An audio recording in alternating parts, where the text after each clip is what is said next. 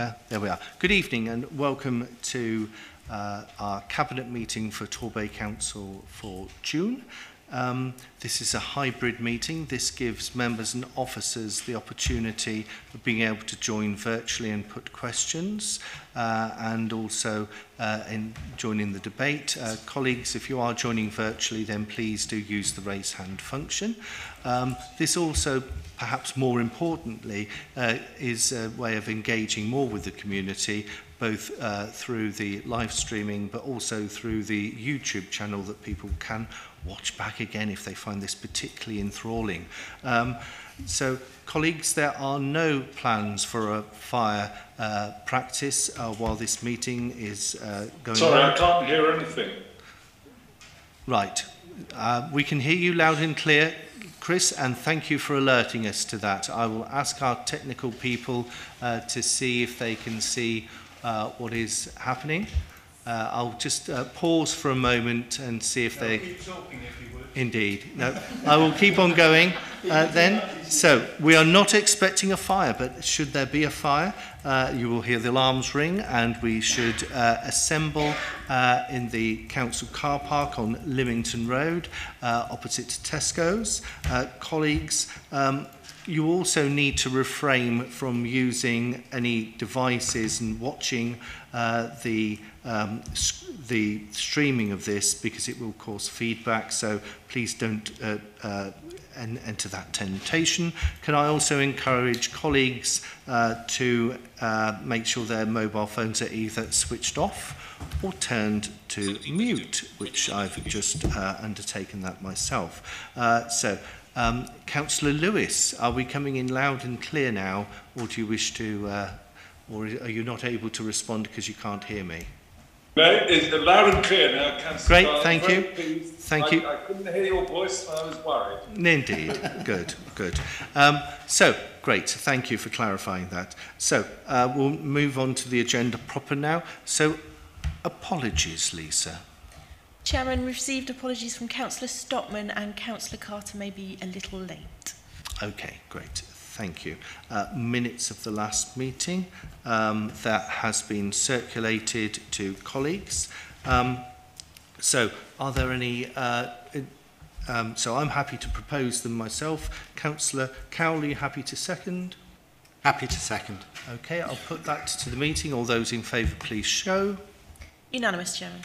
Thank you. And colleagues, sorry, a slight oversight, of course, we've circulated a revised agenda for this evening as there is a notice of motion regarding a cost of living emergency. That's a motion that's put forward for this evening, but we'll come to that in due course. Colleagues, can I ask both officers and members if there are any declarations of pecuniary or non-pecuniary interest? Nobody's indicated, Chairman. Thank you. So we then move on to the main meat of the agenda. So, colleagues, a refreshed agenda has been circulated regarding this authority declaring a cost of living emergency. I would suggest that Ofgem, approximately a month ago, shared that household utility bills are likely to go up to in excess of £2,000 come the autumn. This is built on the back of spikes in other costs of living this spring. Whilst the Chancellor has made a step in the right direction as far as a windfall tax after much asking over many months, we don't believe it's far enough. Councillor Cowell and myself have already written to the Chancellor and we're still awaiting a response, but we feel that it is worthwhile raising it further. Particularly in respect of, that we welcome the windfall element. It could have gone further, and I'm sure colleagues may wish to reflect on that. But also, a cut in VAT down to 17.5% could benefit the average family in Torbay to the tune of around about £600 in a year. The triple lock pension was abandoned by the government in the last 12 months. reintroducing that would be extremely helpful for our larger than the average number of pensions that we have in Torbay. And then finally, one that has actually picked up some momentum in recent weeks is one that we're very much alive to, is to do with free school meals. And we know that many people, households only qualify for that if they're in receipt of approximately £7,000 or less. So that demonstrates there are significant numbers of people who claim universal credit but would still not qualify for for free school meals. So we feel that should be extended, and I know Councillor Cowell and I, if approved this evening, will plan to write to the Chancellor again and just reinforce the points that we made previously. But Councillor Cowell, I understand you may be happy to second and may want to say a few words on this.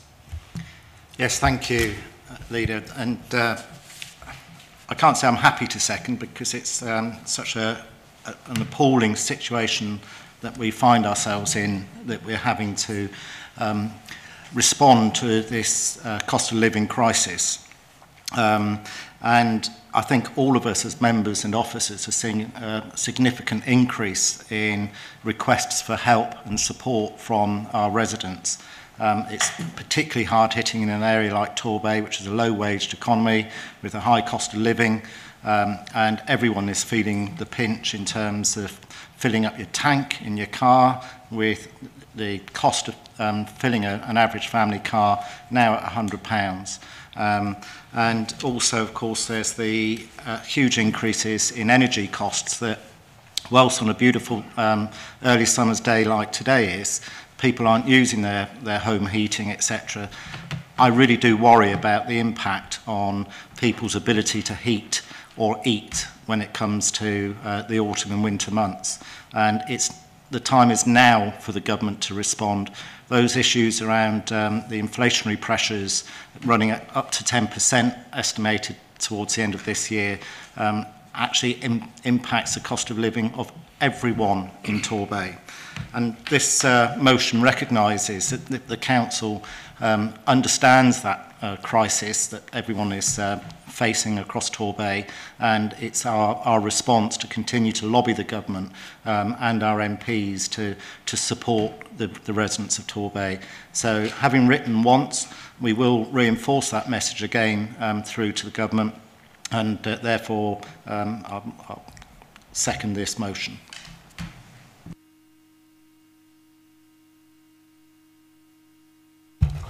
Thank you.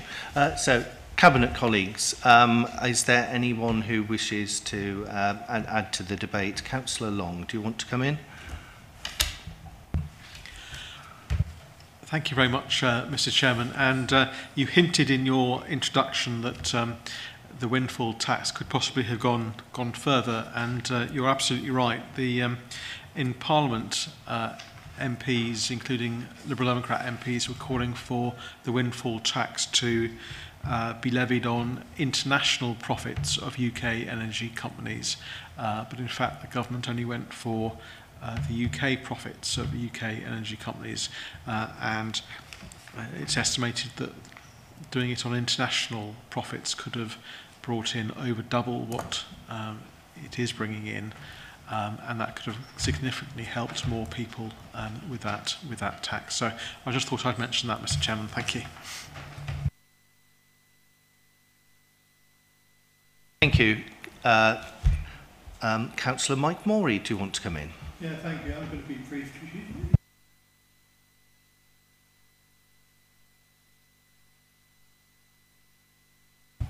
you want me to start again? I'm easy. Clearly the windfall tax is not enough. If this wasn't so serious, I could glibly say that the government doing very little at the minute reminds me of Nero fiddling while Rome burns. But residents are suffering now, so there is a need to act fast and not to let it drift for too long. Thank you, Chair. Thank you, Councillor Morey. Any other elected members want to make any comments before colleagues go to the vote? Nobody's indicated, Chairman. Okay. Oh, sorry, Councillor Lewis has just raised his hand. Councillor Lewis, do come in. Thank you very much indeed, Councillor Darling, Chairman. You know, we're all living in difficult times. My question really, or statement is, is now the right time to send a motion like this to the government, which is a criticism that we've just heard from Councillor Mike Morey, a direct criticism of the government. Later on in the agenda, we have proposals where we're trying to get money from the government. We really should be trying to please the government, be favourable with the government, who've been very kind to Torbay over the last few years. Sending a motion like this, which is criticising them, I don't think is actually helpful for Torbay. We want them on our side, not on the other side. Thank you, Chairman. Thank you, Councillor Lewis. It's an interesting perspective, particularly when the MP for Totnes is actually voting of a motion of no confidence in the Prime Minister. And I think that is perhaps more challenging with what we have later on in the agenda than than us standing up for our local communities, Councillor Lewis. And I don't think we will be bowed down as far as standing up for our local communities. We need to call things out if we see things need to be championed. But so I believe I've got Councillor Law next, and then I believe Cecilia Brown. But Councillor Law first. Yeah, I think you said a little bit of what I wanted to say. I mean, it's apples and pears, isn't it? That's ridiculous to say that we cannot criticise the cost of living crisis because we are getting money, less than Cornwall, I might add, but we are going to get some money from government. What an absolutely ridiculous thing to say.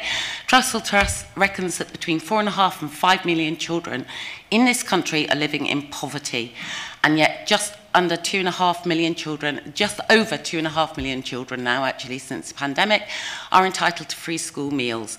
It is the poorest of the poor that get school meals, and to say that we should not put a motion forward because there is a Levelling Up Fund Round 2 and UK Shared Prosperity Fund, these children don't even have food on the table. Prosperity is something that they can only dream of. Thank you. Thank you. So I'll go to Councillor Brown next, please. And then I've got Councillor Mike Morey that I'm alive to. Councillor Brown's indicating she doesn't wish to. All right, okay, thank you. So, Mike, over to you. Just one sentence, and it's a concern. Is Councillor Lewis really saying that the government is so small-minded as not to accept any criticism at all? Surely that is part of the democratic process. And we shouldn't just sit back and accept everything that the government says because it's clearly not working. So we'll go to Councillor Long, and then we will move to a vote. Thank you, Mr. Chairman. It was just to say that for many years we had a Conservative elected mayor, a Conservative majority on the council, and Conservative MPs. That didn't stop the government imposing austerity and cutting our budgets by huge amounts. So I don't think that argument doesn't wash, I don't think. Thank you.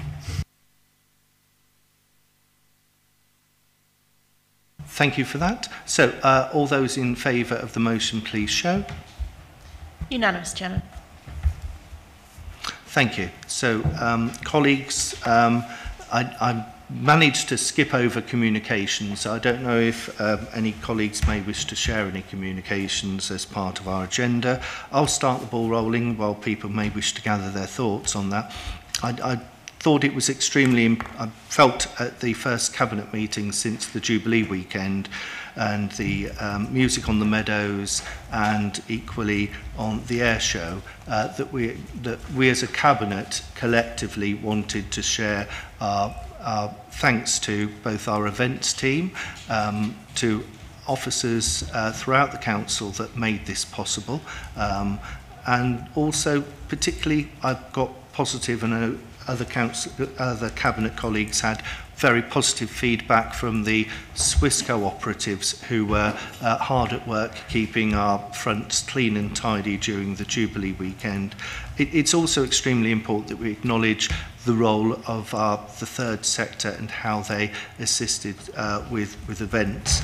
I know that we've been reflecting as a cabinet, and we do want to make it clear that if budgets allowing, that music on the meadows would become a permanent feature, but clearly we need to see how our budgets pan out. But it is in our mind that that would be a positive thing for us to progress with. So, colleagues, any other communications that people may wish to raise under this particular item? Councillor Law? Yeah, Cordelia, do come in. Yes, I'd like to actually share some good news, which is that our statutory direction, Children's Services, has been lifted. So after receiving an inadequate rating following the last 2 Ofsted inspections, Department for Education issued a revised statutory direction which required Torbay Service Council to continue taking steps to improve its children's social care. The news was confirmed by the MP Will Quince, Parliamentary Under Secretary of State for Children and Families, in the Department for Education, who described our improvement as an impressive achievement over what's been a very challenging period. So the lifting of this revised statutory direction is a real landmark for Torbay Services. We've been under direction of the Department for Education for a very long time, and our good Ofsted rating now across the board has been acknowledged by inspectors as a remarkable transformation that has led to the lifting of our statutory direction. So thank you, and well done to everybody involved. Okay, thank you. And I think it's right that we do acknowledge this at a cabinet meeting. It was one of our shared aspirations as a partnership between the Independents and Lib Dems on this local authority to drive that agenda hard, and to be fair to colleagues on the other side of the full council chamber, the Conservative side, by establishing the Children's Overview Scrutiny, and that being actively led by a colleague from the Blue Corner, has helped us drive this agenda. So I think it's important that we do acknowledge the work both from elected members, and senior officers, all of our team throughout Torbay, and our key partners as well, because it is so, it's so heartening that we can achieve that. We need to keep that plate spinning, but I think as a partnership we now need to turn towards affordable housing as an area of key concern, where the battle is hard and we need to drive hard to begin to turn that now super tank around. So thank you. So, colleagues, any other communications colleagues may wish to share from Cabinet at all? Or? Nobody's indicated. Right, thank you. So the next agenda item is levelling up and shared prosperity. A key element of this is Brixham Harbour proposals, and I know that the Harbour Committee did meet last week, so I think it's really important that we hear from the chairman of our harbours before we go into proper debate. So if you'll forgive me, Councillor Long, I'll just call Councillor Nicola Mill. I don't know if you want to join us at the table or whether you're happy speaking from where you are. Your choice. She's coming. You're coming. Great, thank you. Anyway, so when you're ready, if you want to share the thoughts of the Harbour Committee, that would be extremely helpful. And then you're welcome to stay with us for the rest of this item. Thank you, Mr. Chairman. Yes, our Harbour Committee met last week on the 8th of June. And obviously the part that I'm going to talk about is for the port infrastructure at Brixham Harbour. We, as a harbour team, we had much debate at a Harbour Committee meeting, and we've taken on board feedback from the previous bid, and listened really to local feedback from stakeholders. The main representations that we unanimously came to our vote at the end was that for us, Brixham Harbour is the fish market of choice, and we think we've got a responsibility to support our local businesses. we also, and working with our by working with our partners, we can ensure to facilitate this. Securing this funding will help undoubtedly safeguard the future of Brixham's internationally recognised port and fishing sector, and bring back high-value jobs, growth, prosperity to the area, which is especially important after the challenges of Brexit and COVID. We feel the additional space of the extension would improve efficiency, safety of landing of vessels, and which would ultimately encourage further landings from the sea. So this proposed expansion of the commercial port could see an annual growth of 5 million to the value of fish and shellfish landed in Brixham, and support approximately 150 new jobs. And the development will provide a significant increase in operational space at the quayside for the siting of an extended fish market facility to take the extra capacity.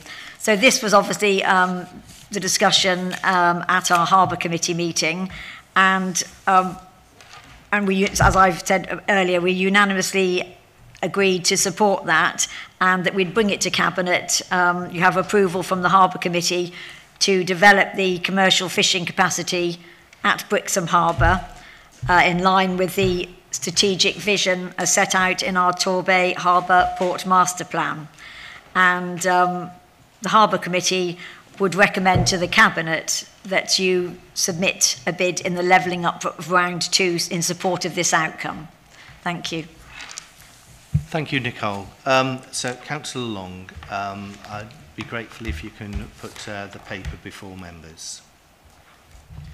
Thank you. I don't know whether Councillor Emile would like to turn her microphone off. Thank you. And I'm not offended at all, Mr. Chairman. It's always a delight to follow Councillor Emile in speaking.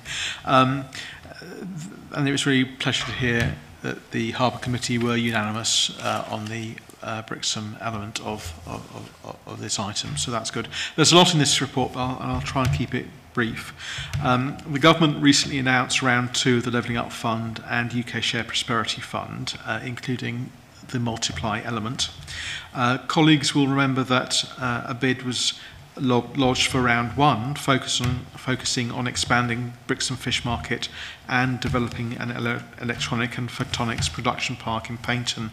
The round 1 bid was unsuccessful, but the government has indicated that the bid was strong, but that it had focused on a different success measurement than the government favoured, and that was one of the reasons why the bid wasn't successful. So obviously we've tweaked that. The government have encouraged us to resubmit the bid for round 2, and doing so has had the enthusiastic support of the Bays MPs, particularly the MP for Totnes, which includes Brixham. So the Levelling Up Fund round 2 bid would include for Brixham, and Nicole's covered some of this, 7,000 square feet of new quayside, 1,200 square metres of new fish market, essentially doubling it in size, creating 150 new jobs, £20 million of extra catch, a potential extra income of £500,000, and 11 million gross value added per year. Brixham Harbour is incredibly successful, and due to its success has needed to expand to take full advantage of that success, and that need has been for many, many years, which previous administrations haven't really dealt with.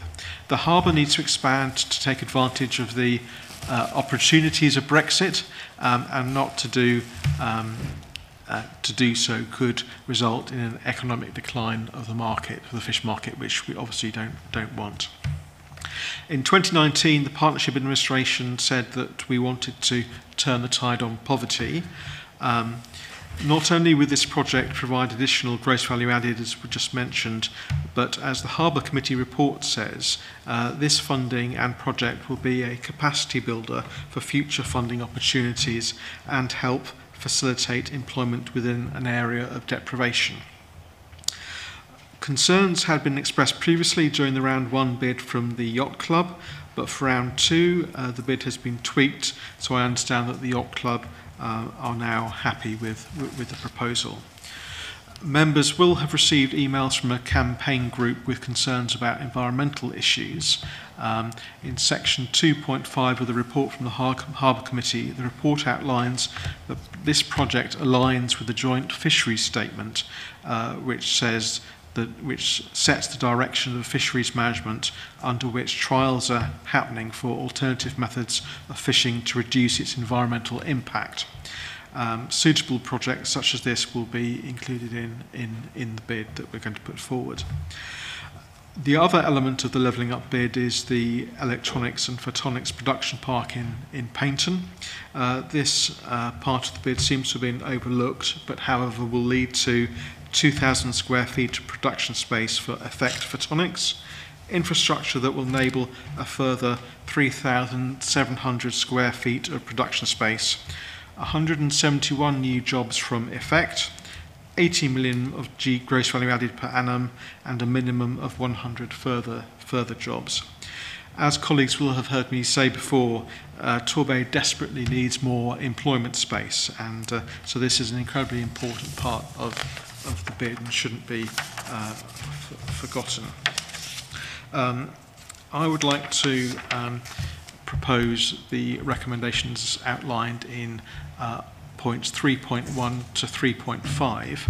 And perhaps, Mr. Chairman, to save us having our usual conversation that we have with Councillor Lewis on items such as this, 3.5 does mention that there is some delegation to yourself and to myself and relevant officers, partly to meet deadlines, but also to approve the investment plans.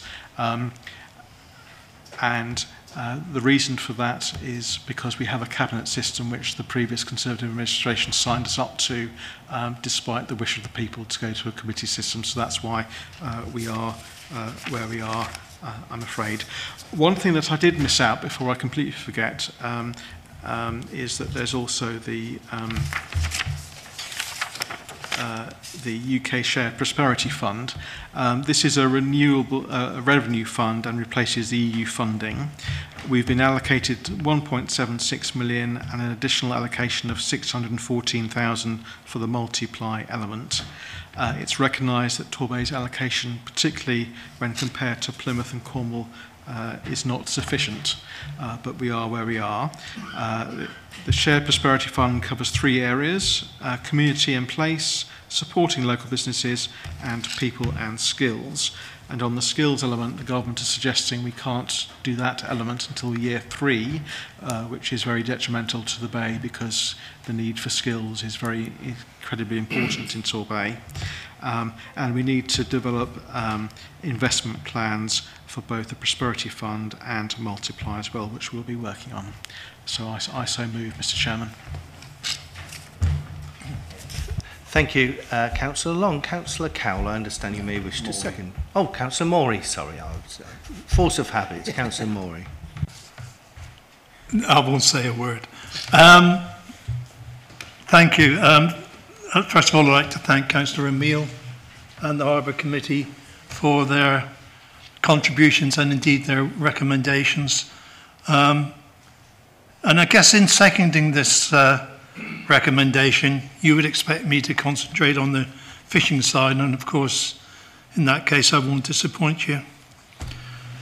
For centuries, fishing has been the lifeblood of Brixham and has been the major artery of the town's economy. And so if you do not let that blood flow through the artery, then the town and its local economy will suffer.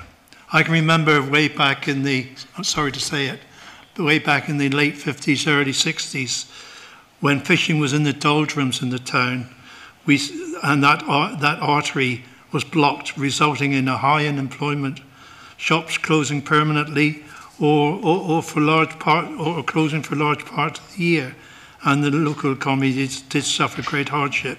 So we must learn from history, and do not let that happen again.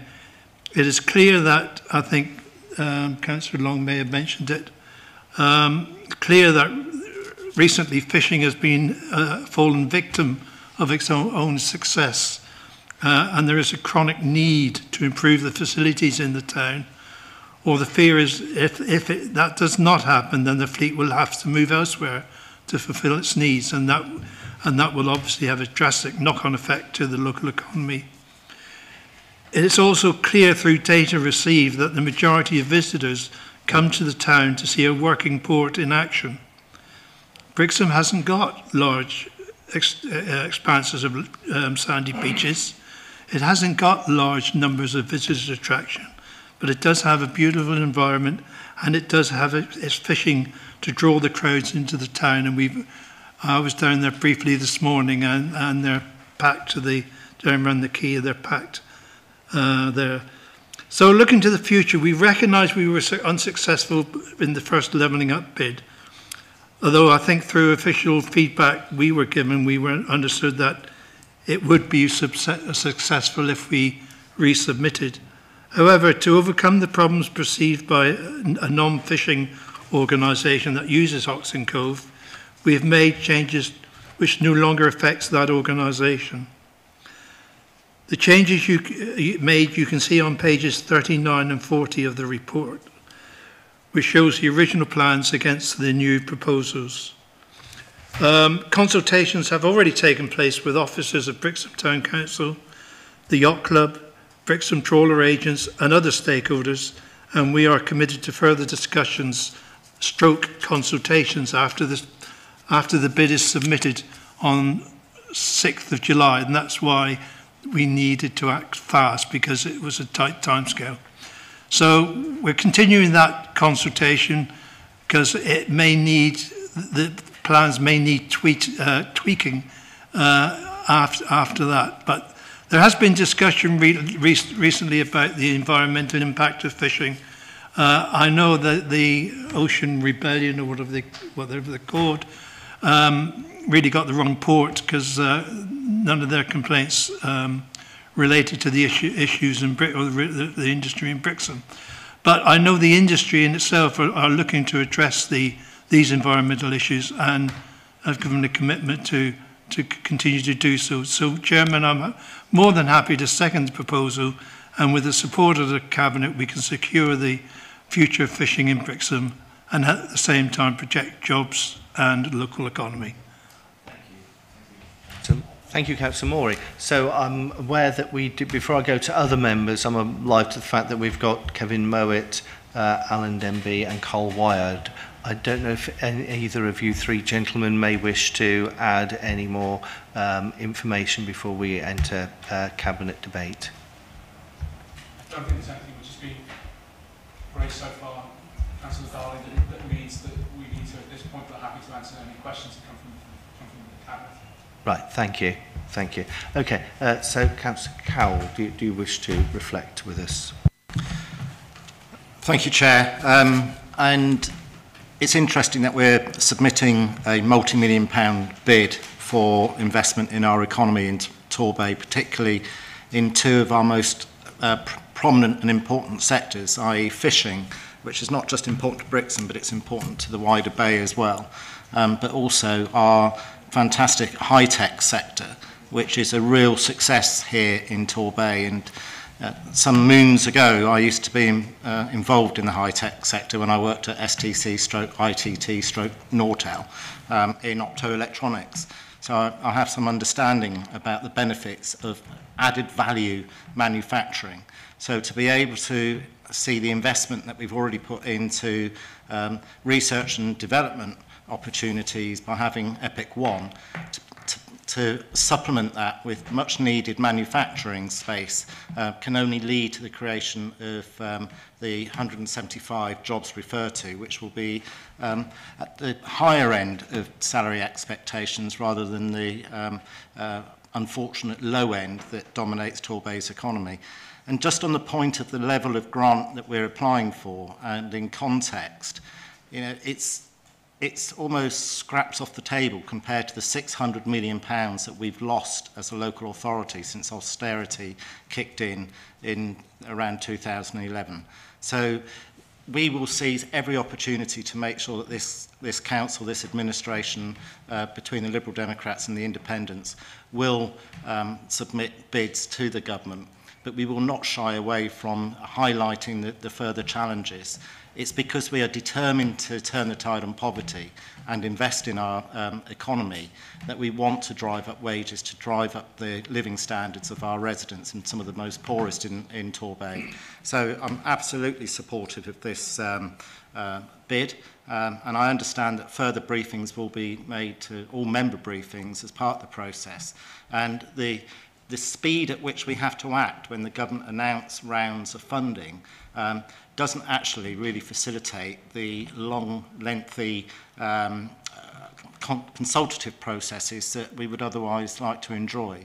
You know, all too often we see the government announce funding opportunities across different sectors that are announced on a Monday and they expect the bid to be submitted on the Friday. So we are really keen that we can have lots of opportunities and economic development schemes that are shovel ready so that we can submit as and when the opportunities arise. So I'll be more than happy to support tonight. Thank you. So any other Cabinet colleagues with matters that they may wish to raise? Nobody's indicated. Thank you. Okay, I do have one myself that I would want. I wonder if Councillor Long, you're able to help me out here. It was just in respect of environmental impact and any further reassurance. I know Mike touched on it a little bit further, but you know, is there any more meat on the bone that you're able to share around on that particular agenda? Thank you. Yes, there's going to be environmental impact assessment as part of the application process, and also we'll be working with the fishing industry and the trawler agents about utilising sort of new technologies as the process goes forward. So that is being utilised as part of this process. So we are using this process to help drive kind of environmental improvements. Right, thank you. And Kevin, do you want to come in as well? Thank you, Chairman. I just wanted to highlight one of the things that was reflected upon at the Harbour Committee is that there's an awful lot of good work that the Harbour Authority and the fishing industry already do in terms of sustainability and reducing their impact on the environment that they don't currently broadcast. So the Harbour Authority said it had a port waste management plan for many, many years. Its recycling rates have increased. It works with entrepreneurs about recycling fishing nets and elements of fishing gear. They work with campaign groups to remove litter from the seabed. So there's an awful lot that goes on already that the industry is quiet about, and we've tried to exert our influence to suggest they might wish to be a bit more on the front foot on those issues. And then one other observation, Chair, was the discussion at the Harbour Committee centred on fishing capacity in the short term, but I did remind the committee that this infrastructure is for life, effectively. It'll have a design life of 100 years. The economy of Brixham has always revolved around its port, and whether or not fishing has a sustainable future is almost not the point in the long term. The point is that in the long term, communities like Brixham, where they have a deep water harbour, rely on that harbour to support their economy, support sector in the UK, especially with small and medium-sized ports. An example I gave was a port, several ports on the east coast of England have now moved away from their original commodity trade and are now supporting wind farms. So there's the diversification is what may well be happening in 40 or 50 or 60 years' time on the back of decisions that are made today. So it's important that we look at this in the longer term as rather just the immediate need. Yes, is related to fishing capacity, but the longer term need is about ensuring that there is enough infrastructure to keep the Port of Brixham supporting the community in Brixham. Thank you. Thank you for that, Kevin. And I know that perhaps our biggest challenge as a local authority is the lack of land. So it really chimes with me that if we're, as a part of this, that we are reclaiming land to put to good use, whether in the short-term fishing and long-term other opportunities. But it's easy to get fixated on that particular element. And Councillor Long and Councillor Cowell did highlight the electronics and photonics element to this, and that is where, you know, that whilst you can get paid very well if you're a skipper and a fisherman, and there's that sustainable also the jobs created on land as well. The electronics and photonics are cutting edge technology, and so it's really good news that we're looking to drive this forward. And at recent business breakfast, you know, people often say, but what is electronics and photonics? And in a nutshell, the explanation that I heard from a lady there was that it's that it is actually communicating information through light. And I thought that's just perfect. That actually now I understand what it's all about, rather than making money out of little things about the size of a cigarette. So I'm really excited by these opportunities that we are able to put forward. But equally, colleagues, we do need to be championing Torbay, because if you compared, particularly in respect of the Shared Prosperity Fund, it is a fraction of what the Cornish have got, and we do need to beat that drum, but not on our own, with Devon colleagues as well, and we've been having those conversations with colleagues as a side issue around the Devon deal, that the conversations we've been having with colleagues to make sure that we're putting our best foot forward in championing Devon, because it isn't just Torbay where there's deprivation in Devon. We know that Torridge and other parts of our coastal communities are particularly left behind, as has been highlighted in reports in recent years. So I understand we've got Councillor Lewis who may wish to enter the debate now. Thank you very much indeed, Chairman, and thank you for that definition. I've been waiting for that for about 3 years. Brilliant. Thank you very much indeed. Of course, we support the two projects going forward. We do hope, we have a few reservations that they may not quite fit the criteria, but we hope that the government might be kind to us, and it will in the end. I was pleased to hear from Councillor Cowell that there will be a full members briefing. Hopefully that will be at every stage, so that all members are kept informed, because it is so important, and clearly it'll go across you know, the election time, which is less than a year away. And I would, you know, say well done to the government, but well done to the government for the levelling up, and for us having the opportunity to bid for more money. We've been very successful in the past, maybe not on this one, but we have on other issues. So hopefully we will be positive and all working together to get money for Torbay, which is the greater good. So thank you for bringing this to Cabinet, Councillor Darling, and we are fully supportive of it. Thank you, Councillor Lewis. So unless there are any other hands raised, Lisa, from within the Cabinet table or in the room or virtual room? Nobody's indicated. No, okay. So colleagues, without further ado, I suggest we go to the vote for this item. All those in favour, please show. Unanimous, Chairman. Thank you. So our next item on the agenda is in respect of our the youth offer in Torbay, and also the Youth Trust. Councillor Cordy-Lord, would you be kind enough to share this report?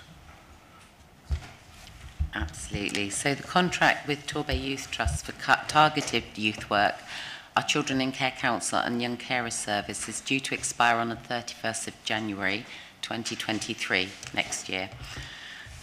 So since these services were originally commissioned, a lot has changed, not least the global pandemic, the detrimental effect this has had on our young people's lives, but also the publishing of several white and green papers relating to children and young people, such as the Youth Review.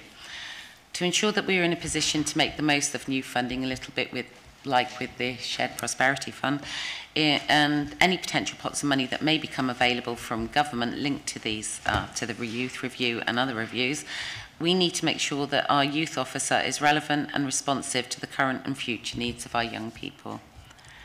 We're in a very different place to when the Youth Trust was first commissioned to provide these services to our young people, and now that our children's services have been rated by Ofsted as good, it's vital that our continuing improvement journey to become an outstanding authority, that we map out and analyse both strengths and gaps in our current youth offer and commission services, as well as build further on the stronger partnership working and the strengths of our communities that have emerged through this administration and the stronger post-pandemic landscape of our relationship to the VCS. It's important that we recognise that this is not about the Youth Trust as an organisation, but it reflects the fact that we, as an authority, are in a vastly different place to when the Youth Trust was first conceived, and we need to ensure that going forward we have the flexibility to appropriately respond to the needs of our young people. We've been in conversation with over 30 different organisations and groups in the voluntary and community sector as part of the development of our early help offer and the development of 3 family hubs, 1 in each of our towns.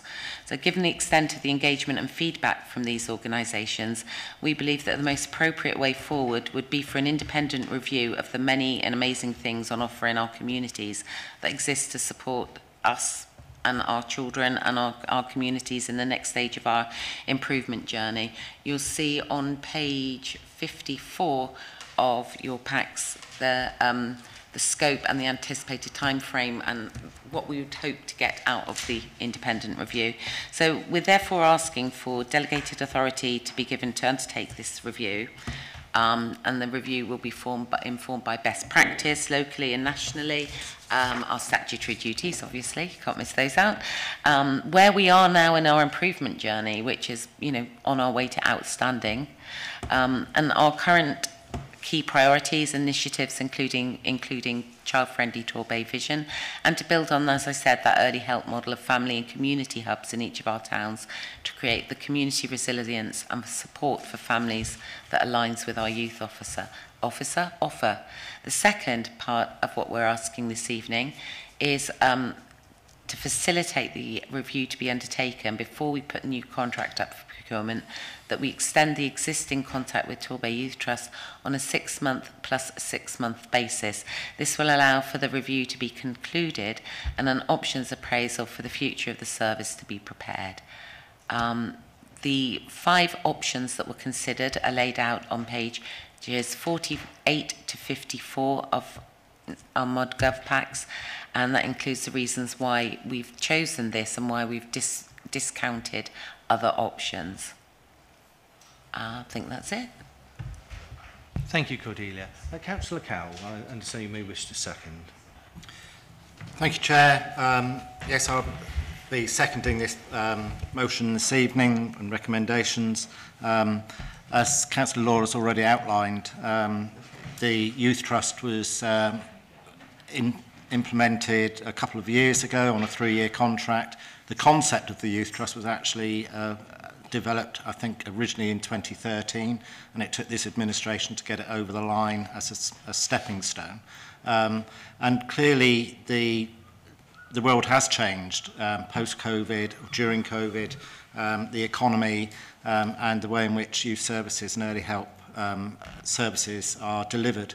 And the one thing that we've learned across many sectors in Torbay is the strength of that co-design and partnership working. And this review will give the opportunity to identify further opportunities to develop that and strengthen it.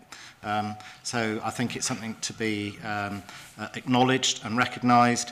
And there are numerous organisations across Torbay that beaver away on a day-to-day basis, quite often under the radar as well, in terms of the early help and the support that they offer to young people.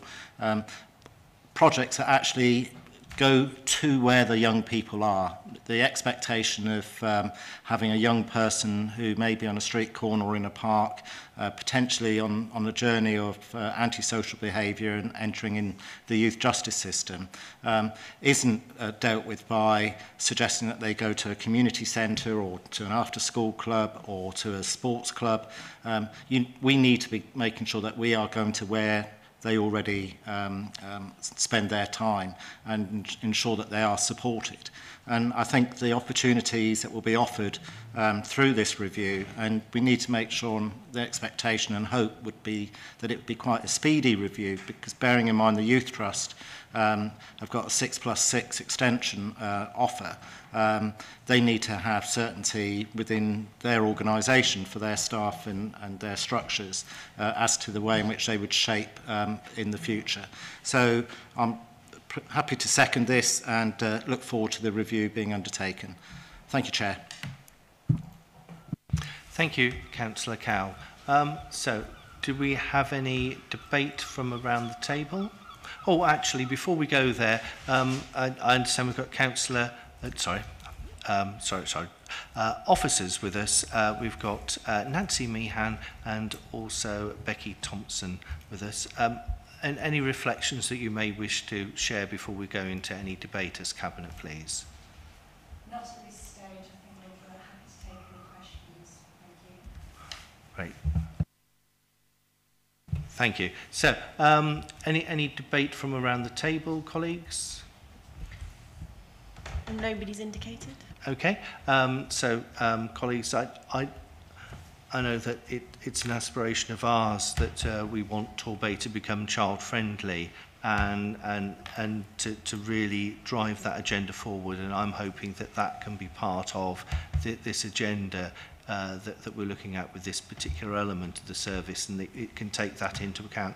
Again, that's an aspiration of when the initial offer was established, almost 10 years ago now, what wasn't on our agenda, but it's something that we're now driving on, so I'm sure we can take that into account. And equally, as colleagues have alluded to, that we need to ensure that we're doing that collaborative co-design, and equally other elements that we need to be alive to that I'm sure that we're more attuned to is that trauma-informed and understanding that world, and the new model that we have of children's services, of that restorative practice approach as a service, but making sure that that is rolled out in all that we do, and that's integral to the to this service as well.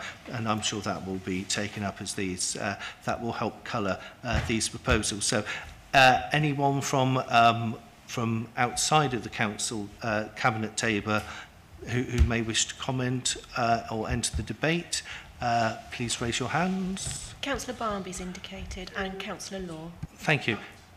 Councillor Barmby, do come in. Thank you very much indeed, Chairman. Just to reiterate what we said at the subcommittee of overview and scrutiny for children, that we obviously support it wholeheartedly. We would like to see more of it, sort of more information about it when it's up and running considerably better. And to just again reiterate, we want to know exactly how the voice of the child will be taken into account, but otherwise we were fully supportive of this. Thank you very much. Thank you. So it's been proposed, seconded, it's been warmly welcomed. So I suggest we go to the vote. All those in favour, please show. Unanimous, Chairman. Thank you. And then we move, sorry Lisa, I'm slightly lost. What's next on the agenda, please? Torbay Youth Justice Plan 22 so, to 23. Sorry, it's back to Cordelia. That's where I was getting confused again. So, Cordelia, it's back to you again with the youth justice proposals, please. Confusion or terror, Steve? I'm not quite sure. So actually, these two things link together. It links very nicely with what Darren was saying about, going to places and trying to prevent our children. Our youth work should prevent our children coming to this next stage, which is our youth justice plan. So local authorities have a statutory duty to submit an annual youth justice plan by the 30th of June, setting out the provision of youth justice services in their area, how they're funded and how they will operate, and what functions will be carried out, including how services will prevent offending behaviour and reduce reoffending. So as their annual plans, youth justice plans are also an opportunity to review performance and developments over the year and plan for the following year. And I, for one, found the information in this plan about our local children really interesting and very easy to read. And actually, when you look at it and you read it, it does dispel a lot of the myths that you might be forgiven for buying into if you were to read some local publications about our roving gangs of children, because I will come on to the numbers, which relatively are very small numbers. So youth justice involves many partners. It's not just the responsibility of Torbay Council. It includes the youth justice, it includes police, probation services, health, education and social care, and is owned jointly by us all. So it's important to say that this year, for the first time, all youth justice plans in the country have had to be prepared to a specific template that has been provided. But of course, all the data contained within it is ours. So I'll just give you a whistle-stop tour. I know you like my whistle-stop tours of some of the headline figures in our plan. So the number of children who received an outcome for an offence in 2021-22 was the highest recorded over the last 4 years. There was an increase of 18 children representing 22.5% of our children on the increase on the previous year. Despite this increase, the number of offences remained static.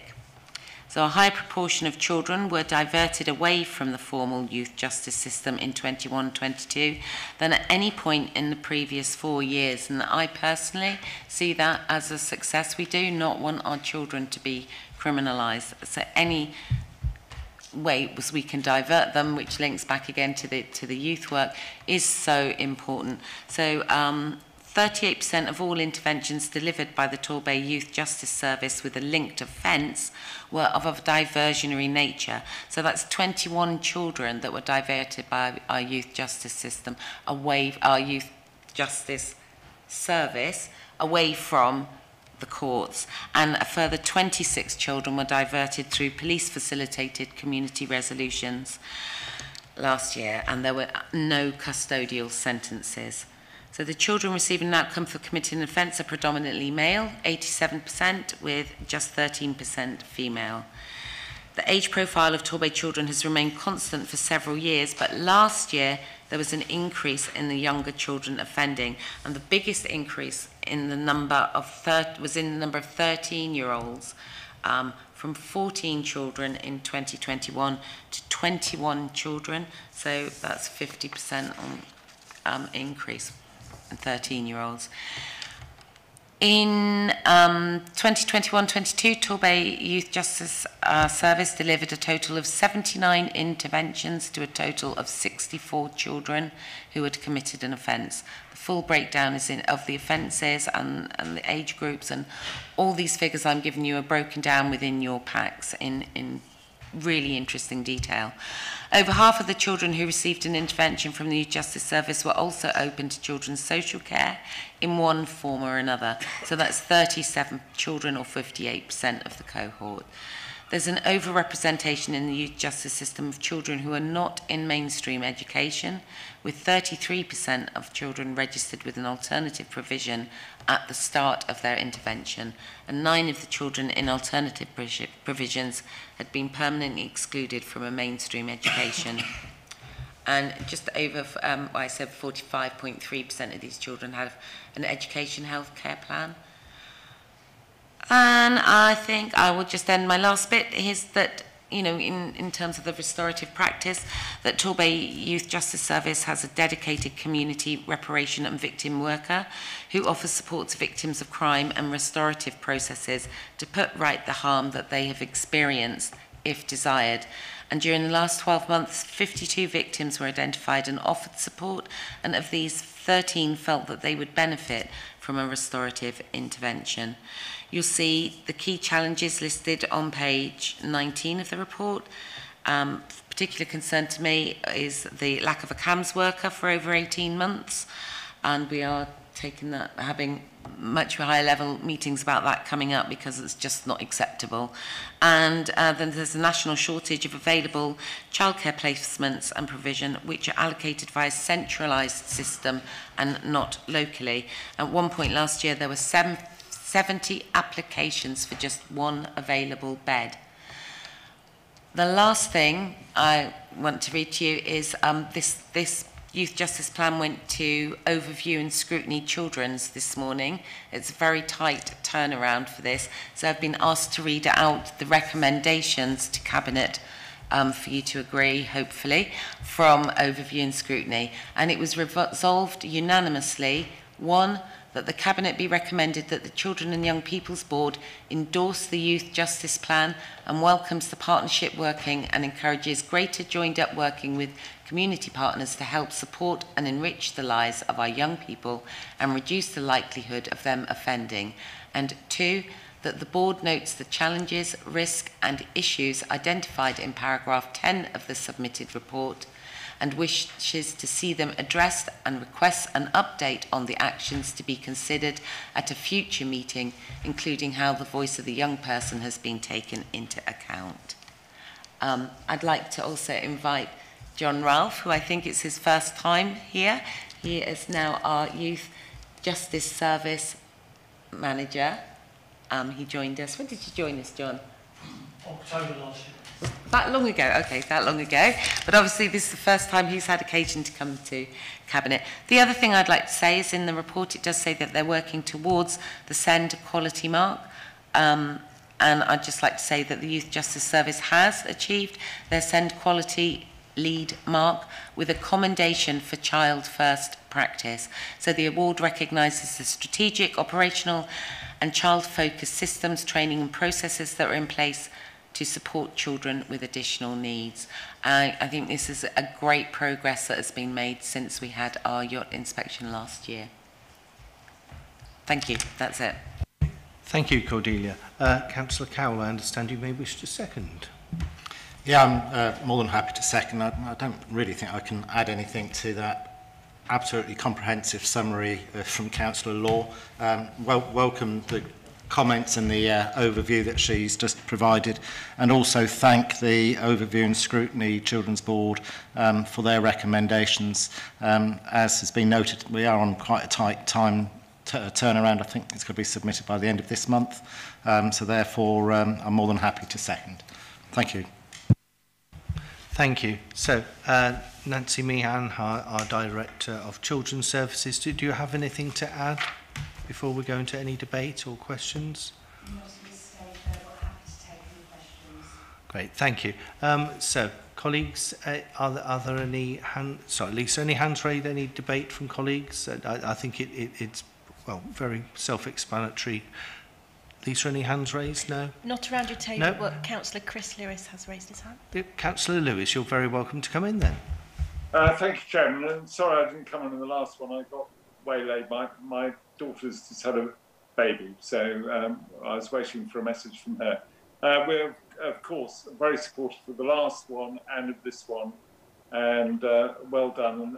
And let's hope that we can get it in on time and see the improvements that we need. Thank you very much. Right, so thank you, Councillor Lewis. So, colleagues, any other hands, Lisa, to be raised from around the table? Nobody's indicated. Okay, so it's been proposed appropriately. So, colleagues, all those in favour, please show. Unanimous, Chairman. Thank you. So, we now come on to the... Is it the last item, Lisa? It is. It is. So, Councillor Carter's not with us. So, Councillor Cowell, would you be kind enough to step into the breach and assist us with this particular item? And it's a procurement one, isn't it? Yes, thank you, Chair. And clearly I've not prepared a statement to move this recommendation, and I'm delighted to see Matt Fairclough Kay attend the Cabinet table, who will have a lot more detail. But the current contract for the case management system in the Community Safety and Customer Services is actually due for renewal. So this is a case of providing the back office kind of software to enable to support the work of that team. So we're looking at a 2+1 contract for a community safety case management system, so that's 2 years plus the option of a 3rd year, and there is an associated exempt report, so if we needed to examine any of that detail, then clearly we'd have to move into part 2, but I don't think that there would be any need for that. So happy to propose. Thank you. So, colleagues, so Councillor Mike Morey, I understand you're expecting to second this.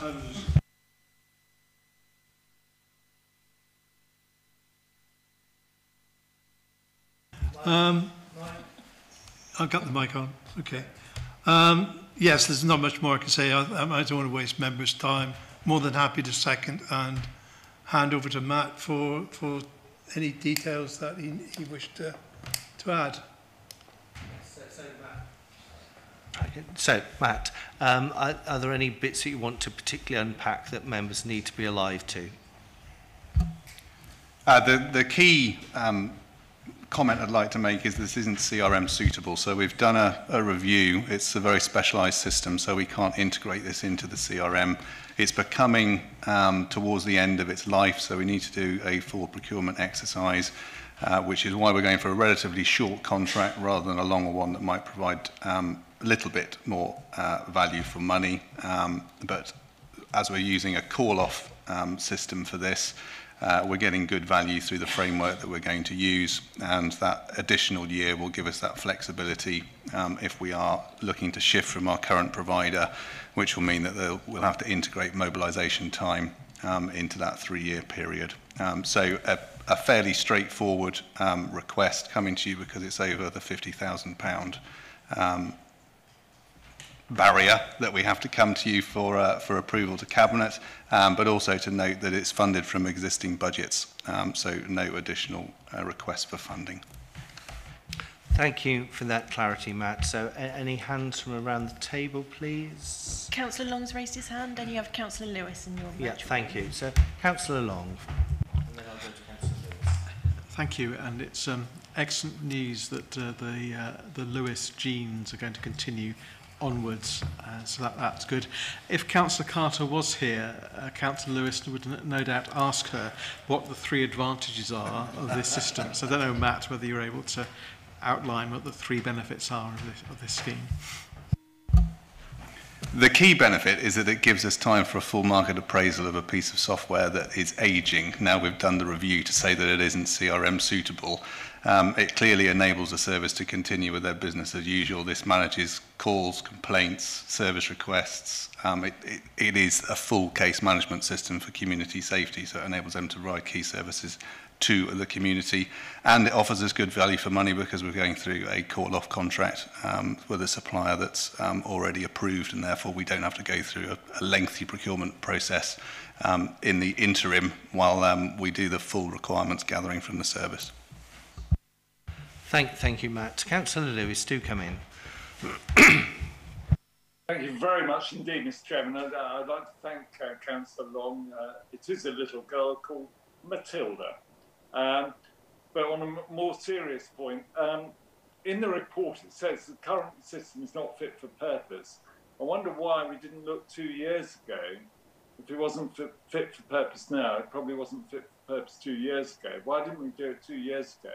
Then we wouldn't be in the position now where we're extending the agreement for another 2 years.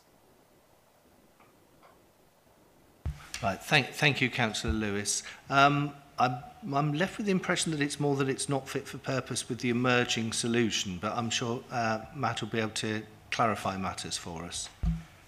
Yeah, certainly, Chair. The reason that it's not fit for purpose is because of the advances in technology over the last few years. So we now have a lot more capability to use mobile solutions and get our caseworkers not having to come back to the office as frequently as they might do, and use mobile kit rather than laptops, which are heavy and cumbersome. So the divisional director of the service is very keen to exploit those advances in technology. So although it provides all the functionality that the service need in terms of the system, the way that the staff can access that functionality is not ideal, and therefore we want to look at something that has more mobility and offers greater agility for the staff, which will decrease the amount of time it takes them to handle individual cases. I hope that answers the question. Okay, thank you, Matt. So, colleagues, it's been proposed and seconded. All those in favour, please show. Unanimous, Chairman. Thank you, and that concludes our meeting tonight. So, thank you, everyone, for your time.